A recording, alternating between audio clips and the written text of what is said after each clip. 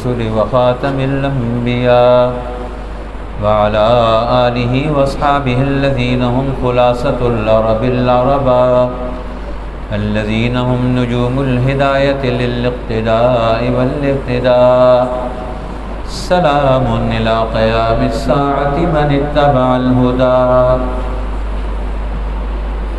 أما بعد فأعوذ بالله السميع العليم من الشيطان الرجيم بسم الله الرحمن الرحيم وبالسند المتصل منا عن عبد الله بن مسعود رضي الله تعالى عنه وعنهم أجمعين قال لي رسول الله صلى الله عليه وسلم تعلموا العلم وعلموه الناس تعلموا الفرائض وعلموها الناس تعلموا القرآن وعلموه الناس فإن امرأ مقبوض والعلم سينقبض ويظهر الفتن حتى يختلف اثنان في فريضة لا يجدان أحدا يفصل بينهما رواه الدارمي والدارقطني صدق الله العظيم وصدق رسوله النبي الأمي الكريم إن الله وملائكته يصلون على النبي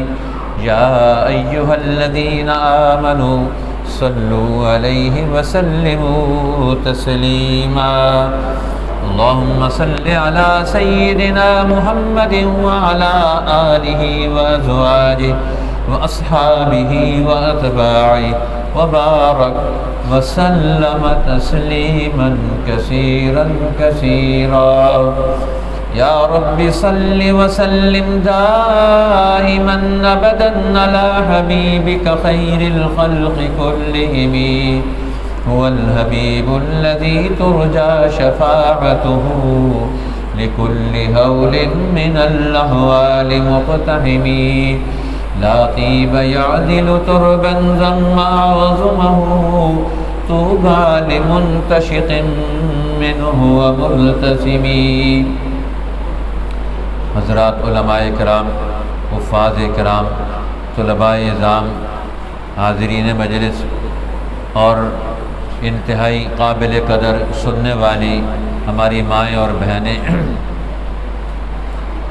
آج کا یہ پروگرام محفل درس حدیث شریف ادارہ تعلیمات شریعہ واکنٹ میں حضرت مولانا مفتی محمد معین الدین قریشی صاحب دامت برکاتہم العالیہ وہ آپ کو اور ہمیں جمع کرتے ہیں، دعوت دیتے ہیں، اور ہم سب کے لیے یہ موقع میسر آتا ہے کہ ہم دین کی کچھ باتیں مل بیٹھ کر سیکھ سکیں اور اپنی زندگی کو خوبصورت بنا سکیں۔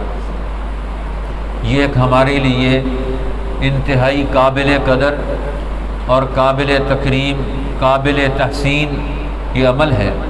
اللہ تعالیٰ اس علاقے کو اور حضرت مفتی صاحب کی پوری ٹیم کو، آپ سب احباب کو جو اس پروگرام میں شامل ہوتے ہیں، طلباء اور طالبات اور اس علاقے کی خواتین جو اس پروگرام میں شرکت کرتی ہیں، اللہ تعالیٰ سب کو دینی نسبتیں اور دین کی برکات عطا فرمائے۔ آپ کے سامنے مشکات المصابیح کتاب العلم، اس میں سے آخری حدیثوں میں سے سیکنڈ لاسٹ حدیث آپ کے سامنے ابھی پڑھی ہے، جس حدیث پاک کے راوی حضرت عبداللہ ابن مسعود رضی اللہ تعالی عنہ ہیں۔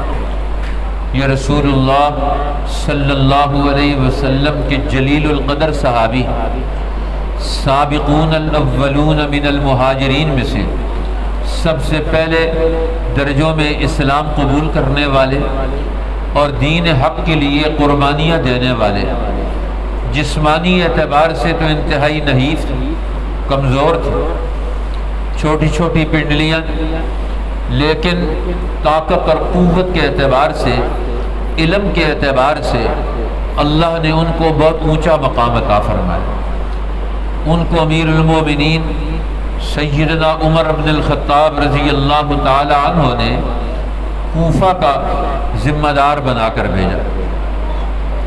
کوفہ کے اندر ان کو ذمہ داری دی قضات کی، اور اسی طرح مالیاتی نظام کلیکشن کرنے کی، ذمہ داریاں ان کو دی اور معلم بنا کر بھیجا کوفہ میں۔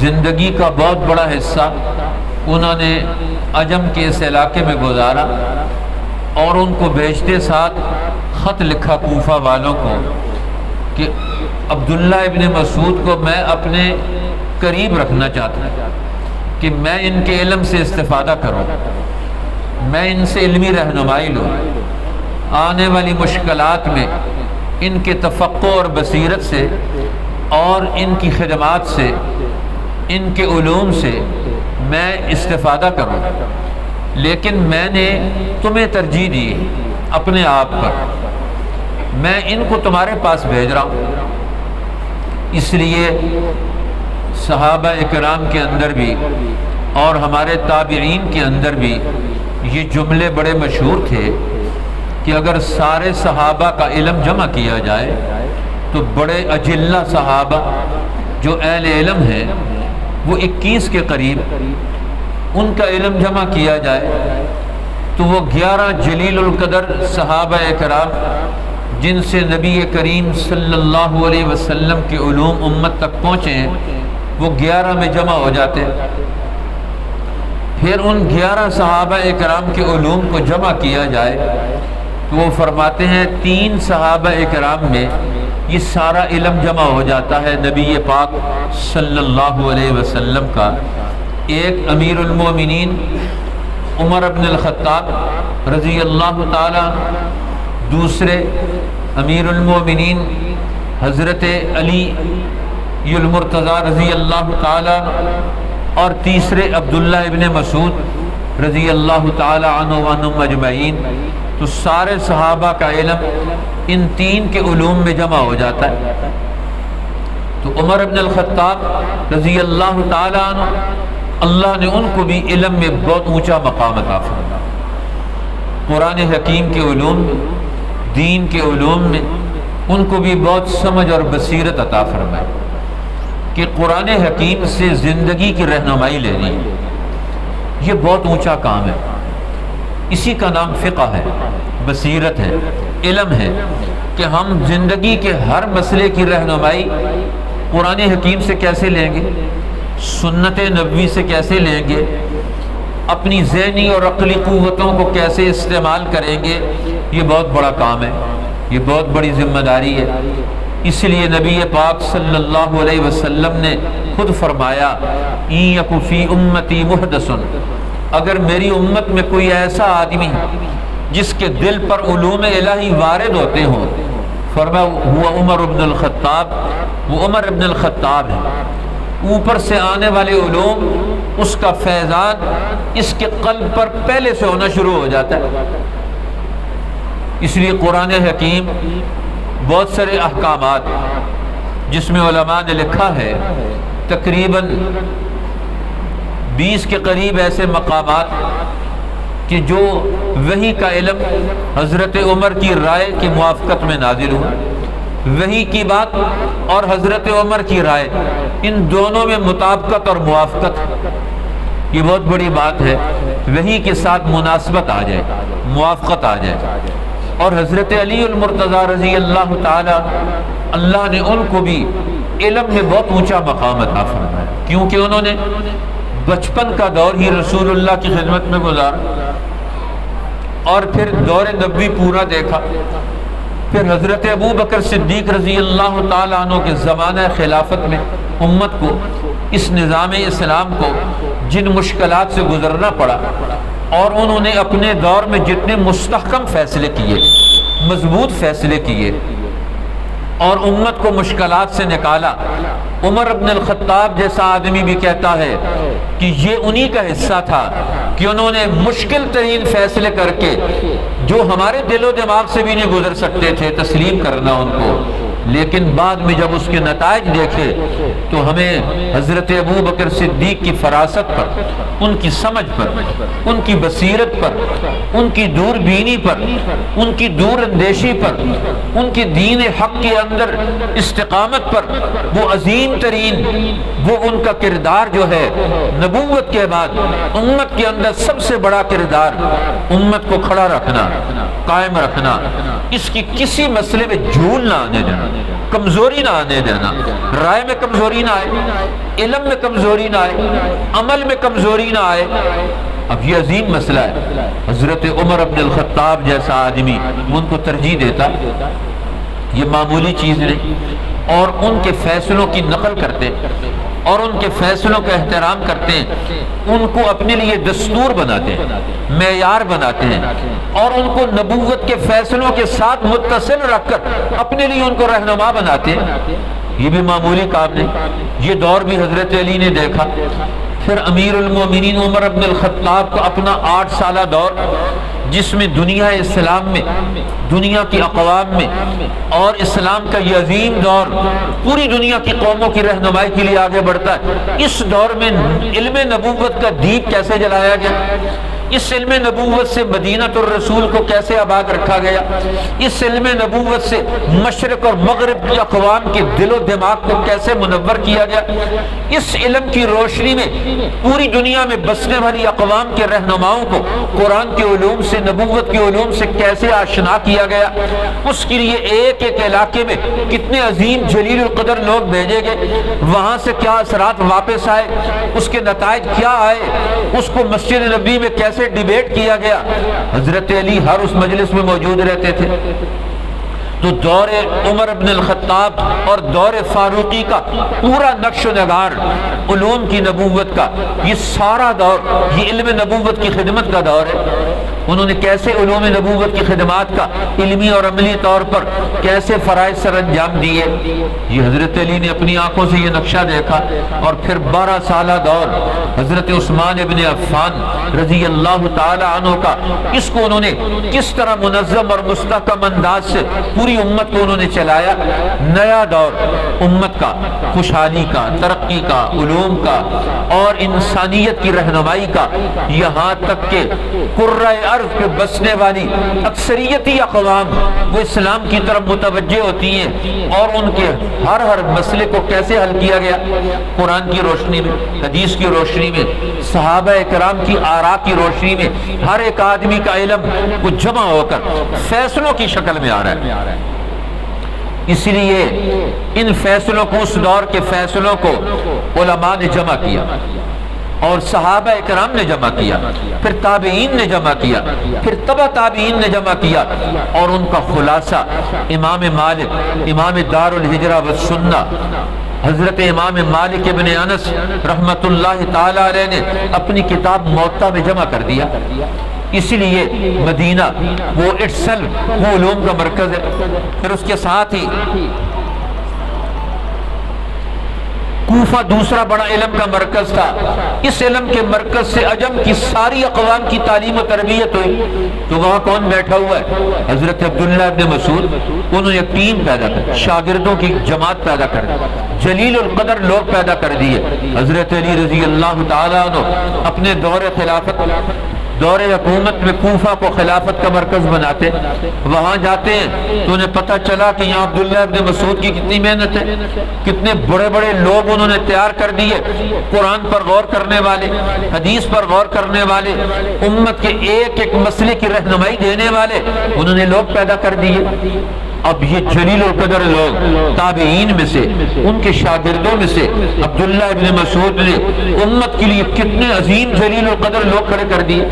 اس لیے امام شاہ ولی اللہ فرماتے ہیں، نبی اکرم صلی اللہ علیہ وسلم کے علوم کو جس آدمی نے مرتب اور منظم شکل دی اور اس کو اگلا دور دیا، تعلیم کے اعتبار سے، تربیت کے اعتبار سے، امت کے اندر نئے لوگ کھڑے کیے جائیں، ان میں سب سے اونچا مقام وہ عبداللہ ابن مسعود کا رضی اللہ تعالیٰ عنہ اجمعین۔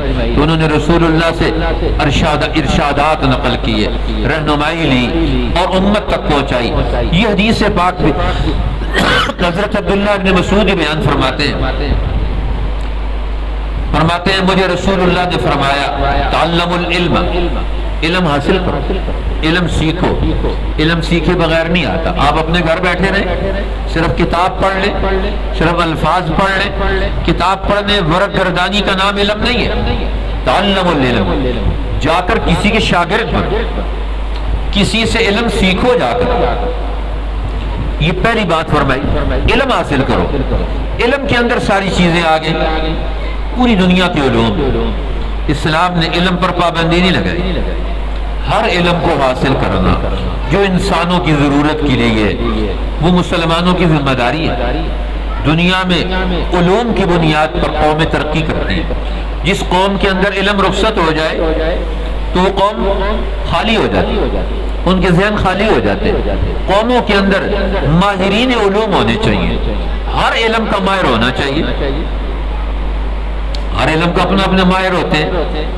نبی پاک صلی اللہ علیہ وسلم ایک دور میں آپ کے زمانہ مبارک میں ایک آدمی آیا، وہ قیافہ شناس تھا، بہت نشان دیکھ کر پہچان لیتا تھا اور ان میں رب دیکھ لیتا تھا۔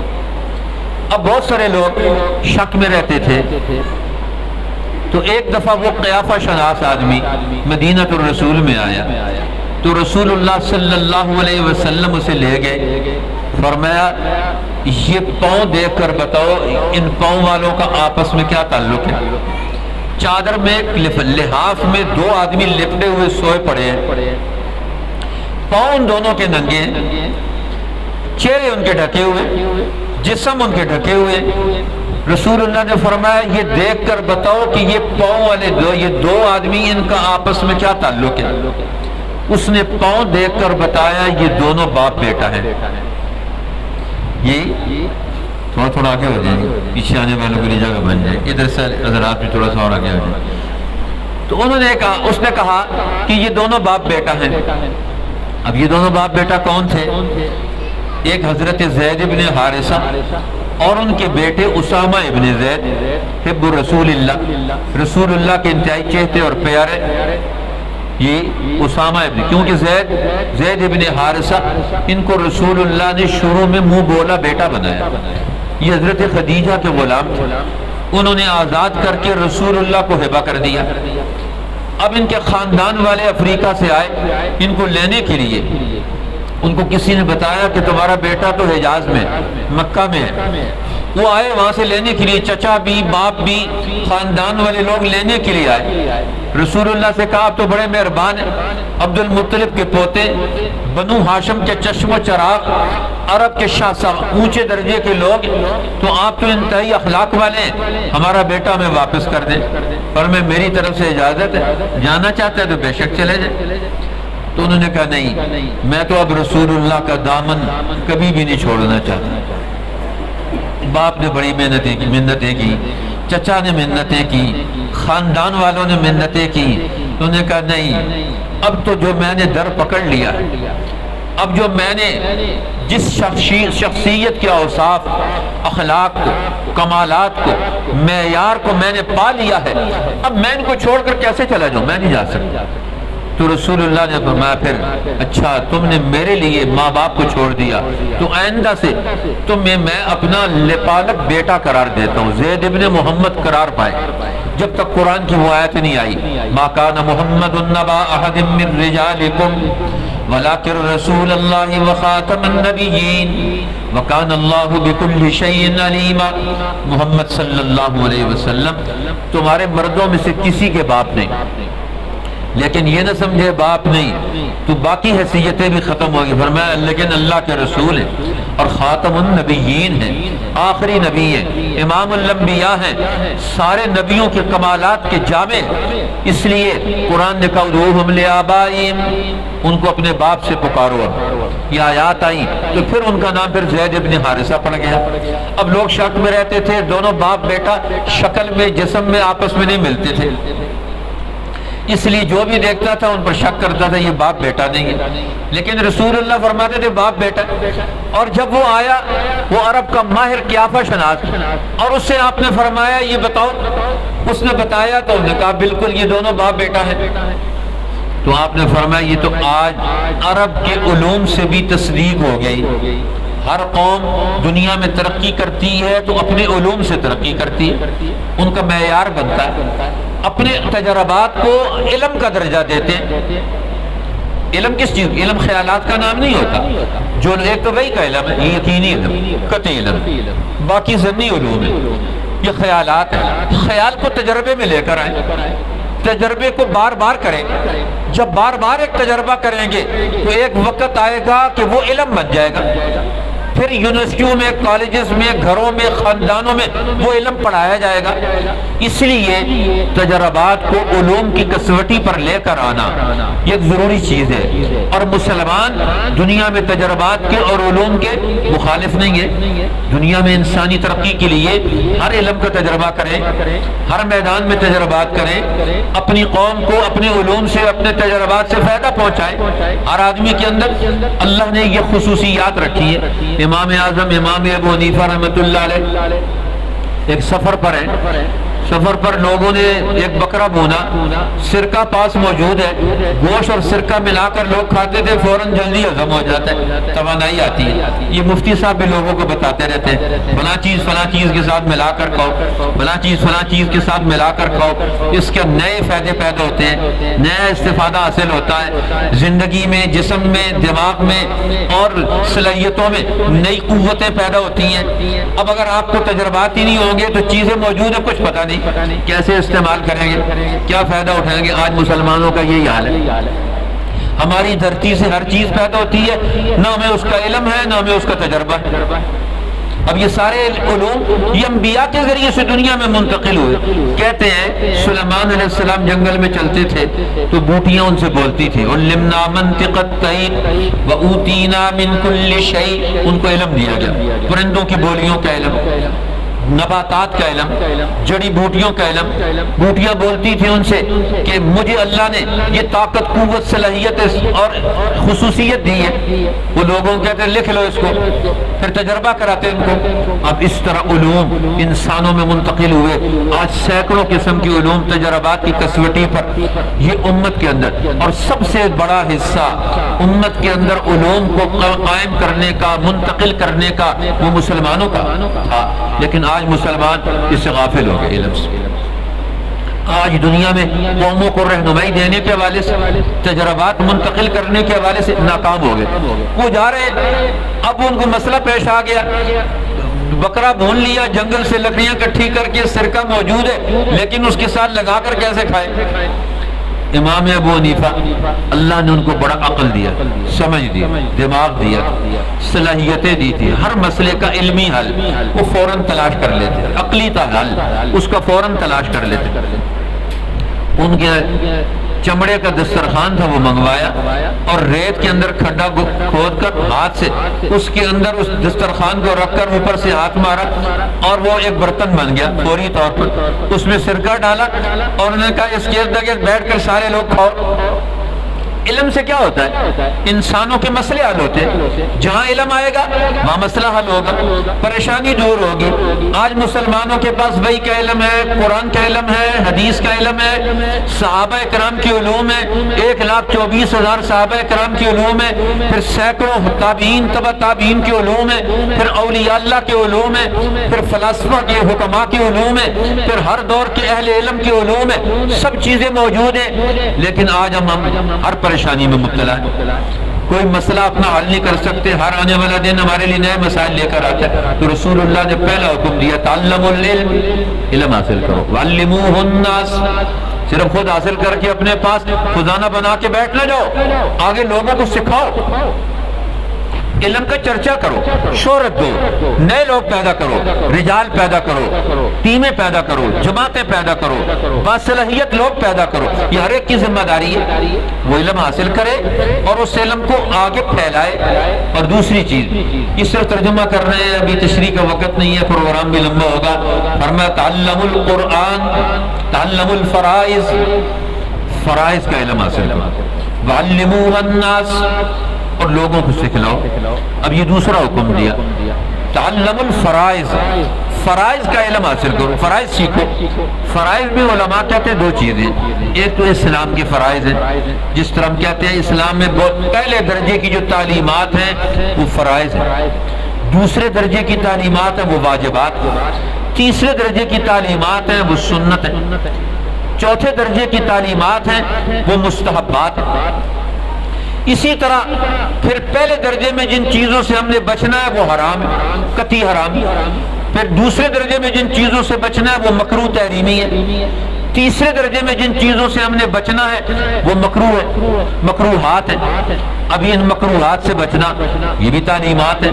یہ فرائض کا پہلا درجہ، قیامت کے دن ہر آدمی سے اس کے انفرادی اور اجتماعی فرائض کے بارے میں پوچھا جائے گا، نفلوں کے بارے میں نہیں پوچھا جائے گا، فرائض کے بارے میں ہر ایک کو سوالوں کا جواب دینا پڑے گا اللہ تعالیٰ کے ہاں کہ اس کے ذمہ فرائض کون کون سے تھے، بنیادی چیزیں کون کون سی تھیں، ان کو کیسے اس نے عمل میں لے کر آنے کی کوشش کی، ان کے بارے میں اس نے کوتاہی کیسے کی، اس کا پتہ چلایا جائے گا۔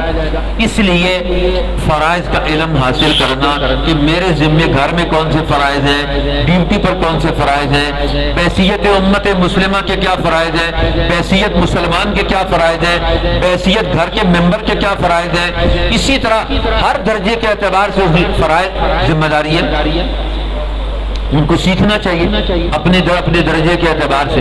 اور دوسرا علم الفرائض، یہ وراثت کا علم، میراث کا علم، اس کو بھی علم الفرائض کہا جاتا ہے کہ ہر آدمی کا حق کیا بنتا ہے۔ یہ فرائض یہ فریضہ سے، اور فریضہ سے مراد کیا ہے؟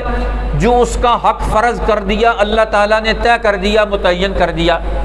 ہر آدمی کا حق بنتا ہے۔ ماں کا حق کیا ہے وراثت میں، باپ کا حق کیا ہے وراثت میں، جانے والے کی وراثت میں کس کس کا حق کیا بنتا ہے۔ یہ فرائض، علم الفرائض سے مراد دنیا میں ہر آدمی کا حق کیا ہے، جانے والے کے مال میں اس کا کیا حق بنتا ہے، ہر آدمی کو اس کا حق دلانا، وراثت میں اس کا حق کیا بنتا ہے۔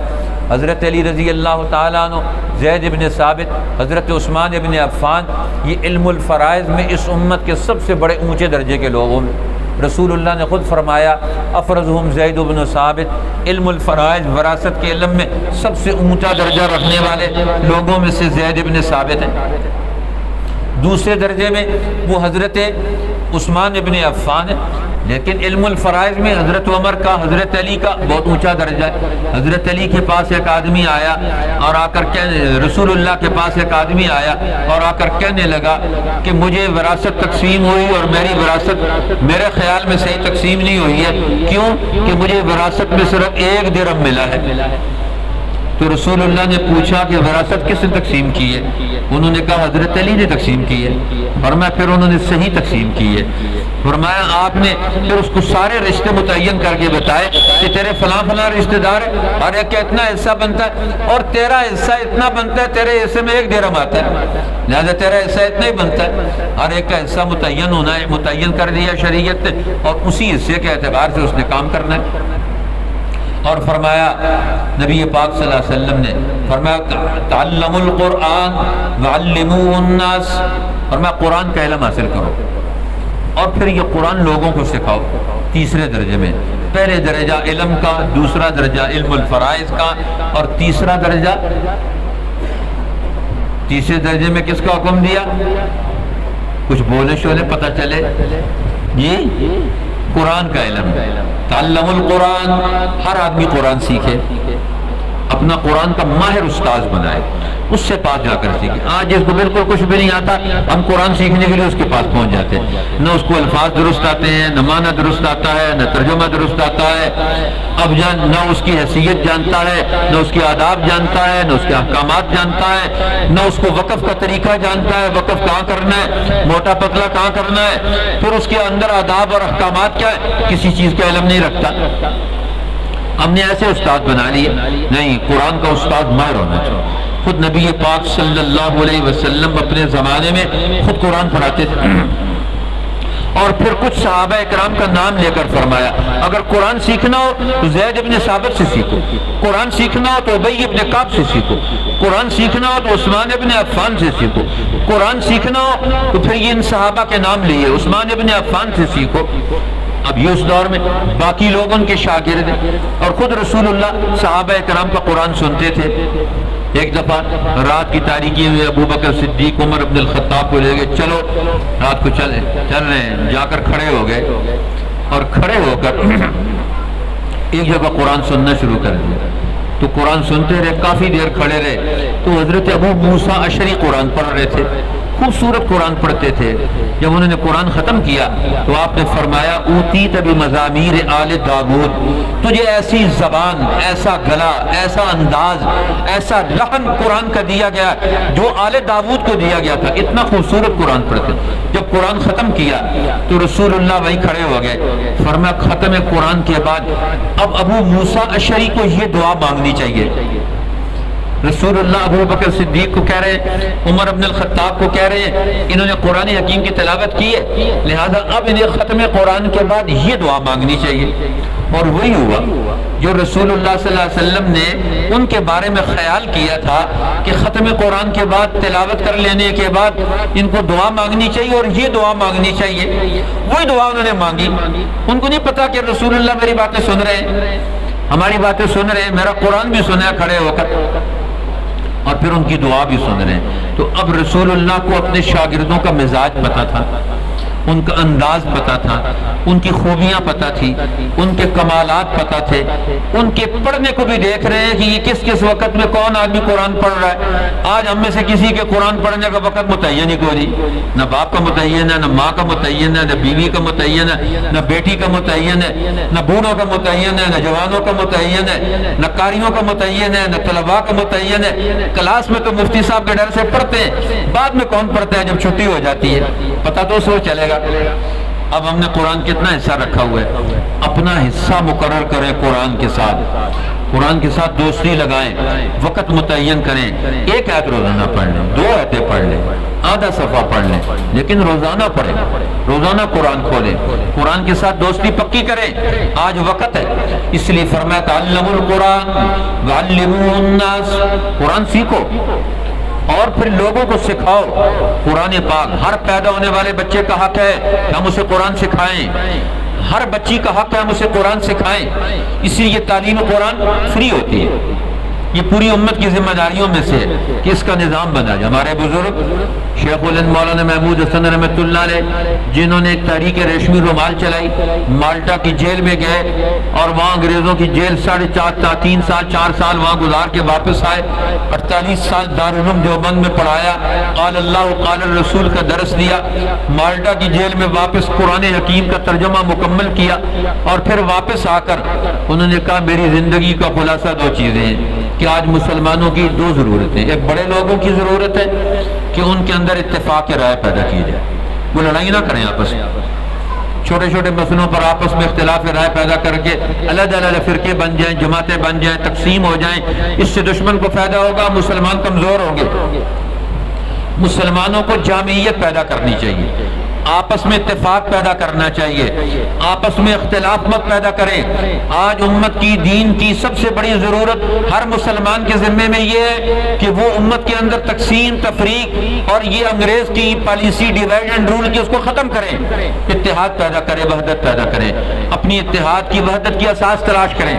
اور دوسرا فرمایا کہ آج اپنی نسلوں کی حفاظت کرو، مکاتب قرآنی پیدا کرو، ہر گلی میں ہر محلے میں سمجھدار لوگ بڑے اہل علم کی نگرانی میں کام کریں، علماء ربانیین، حضرت شاہ عبد الرحیم رائے پوری خانقاہ رحیمیہ رائے پور کے مسجد نشین، جنہوں نے دارالعلوم دیوبند کی بھی اور مظاہر علوم سہارنپور کی بھی، ہندوستان کے تمام بڑے بڑے خانقاہوں اور مدارس کے سرپرست تھے اور خود مہینوں سفر کرتے تھے، پنجاب کے علاقوں میں دیہاتوں تک جاتے تھے اور وہاں جا کر نیچے اتر کر ہر مدرسے میں ہر جگہ پر مکاتب قائم کر کے آتے۔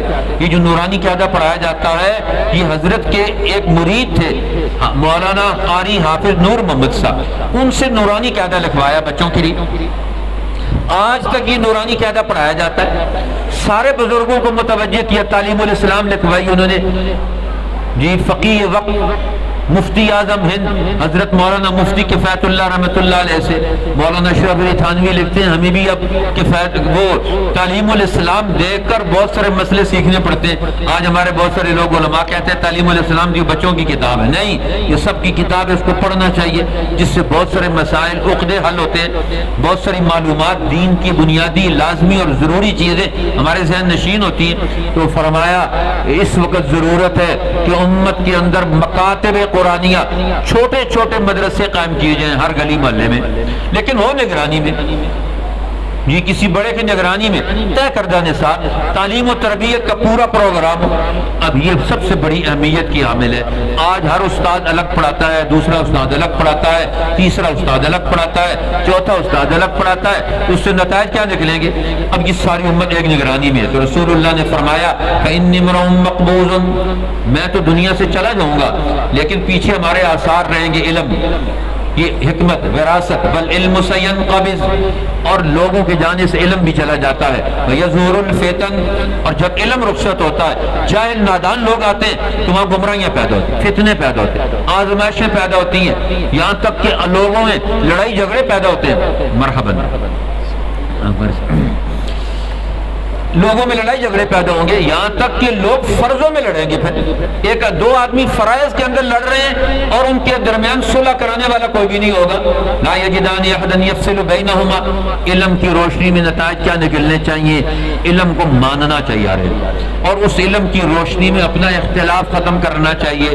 جو لوگ علم سے اپنا اختلاف نہیں ختم کر سکتے، اپنے جذبات اور ارادوں کو علم کے تابع نہیں کر سکتے، انہوں نے اس علم کو مانا ہی نہیں۔